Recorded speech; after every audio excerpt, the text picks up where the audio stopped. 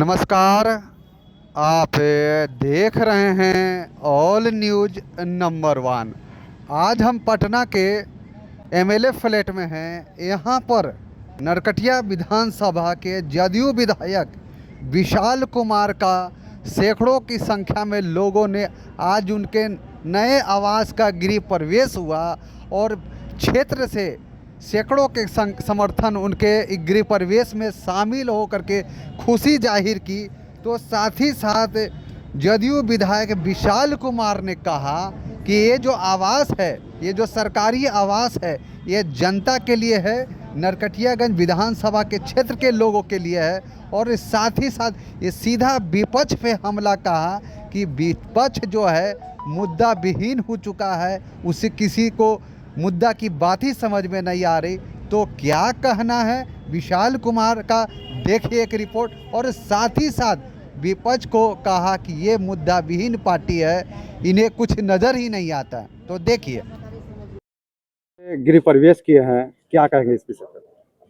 मेरे जैसे कार्यकर्ता के लिए सौभाग्य की बात है। जनता दल यू के कार्यकर्ता के रूप में हमने पार्टी को 15 साल दिया अपने जीवन का, और जिसके फलस्वरूप पार्टी ने मुझे विधानसभा में चुनाव में टिकट दिया, और हम जनता का आशीर्वाद से, नरकटिया के जनता का आशीर्वाद से विधानसभा में पहुंचे हैं। और इसी का प्रतिफल है कि इस बार हमें नरकटिया विधायक के रूप में ये आवास मिला है, और ये आवास जनता के लिए है।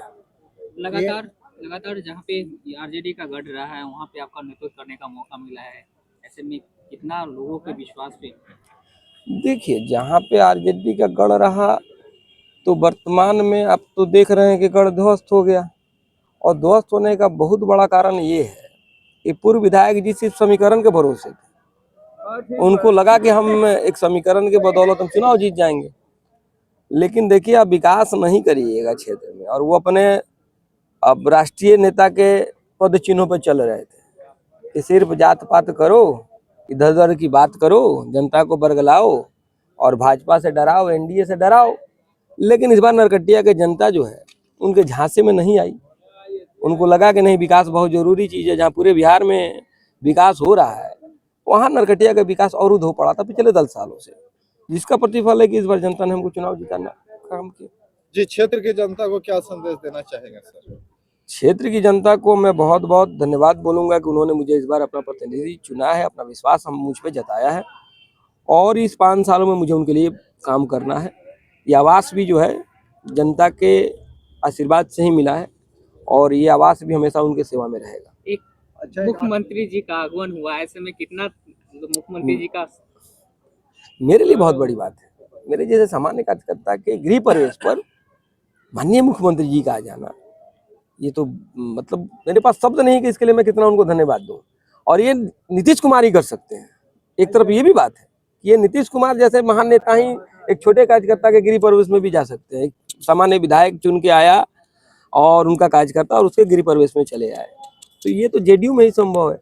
लेकिन लगातार सर विधानसभा में मुख्यमंत्री से विपक्ष माफी मांगने की बात कर रहा है कि उन्हें माफी मांगना चाहिए, महिला का अपमान कर दिया है उन्होंने। देखिए, विपक्ष मुद्दा विहीन है। विपक्ष को जनता ने इस बार करारा सबक सिखाया है। उन लोगों के पास अब कोई विषय नहीं रहा जिसके लिए वो विधानसभा में खड़े हों। अब आप देखिए, 20 साल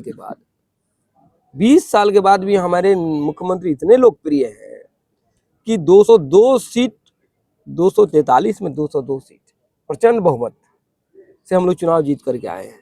तो ये लोग बिल्कुल बदहवास हैं, इनको समझ में नहीं आ रहा है विपक्ष के लोगों को कि हम अब करें क्या। जनता ने नकार दिया। सत्र में उनका देख रहे हैं कि भाई सरकार जो इस बार बजट लाई है वो भी इतना शानदार बजट है कि उनको ये समझ में आ गया कि भाई 25 से 30, 30 से 35 कहीं हम लोगों का कुछ होने वाला नहीं है। तब इस तरह का नर्कल बयान सब देते रहेंगे। और माफी तो उनको मांगना चाहिए जनता से। माई बहन योजना का फार्म भरवा लिए, गांव में जाकर के लोगों से बुर्बक बना करके रुपये ले लिए, ठग लिए फार्म के नाम पर। अभी तो गाँव में जाएंगे तो खोजिए रहा है सब, जो फार्म भर के लेके गया तो किधर है माई बहन वाला। तो उनको ना भाई माई बहन का जो फॉर्म भरवाए थे, या तो उनको भाई उनको तो या तो उसका शुरू कर देना चाहिए योजना। जब वो सरकार में नहीं थे उसके बावजूद उन्होंने फॉर्म भरवा दिया, तो अब वो सरकार में अभी भी नहीं है, तो जिस हैसियत से तब फॉर्म भरवाए थे उस हैसियत तो अभी तो उनको पेंशन अपने तरफ से लागू कर देना चाहिए, और नहीं कर सकते थे तो फॉर्म नहीं भरवाना चाहिए था। तो यानी कि कहीं ना कहीं वो जनता के आंखों में धूल झोंकने का प्रयास कर रहे थे। तो पहले तो माफी उसके लिए मांगना चाहिए कि हम देखिए सत्ता में नहीं थे, हमारा कोई अधिकार नहीं था कि माई बहन फॉर्म भरवाएं आप लोगों से, और हमसे गलती हो गई, इसके लिए हम बिहार की जनता से माफी मांगते हैं, महिलाओं से माफी मांगते हैं, माताओं बहनों से माफी मांगते हैं। तो पहले इसके लिए उनको माफी मांगना चाहिए। अच्छा सर, विपक्ष का कहना है जो बजट पास हुई है उससे बिहार का कुछ भला होने वाला नहीं।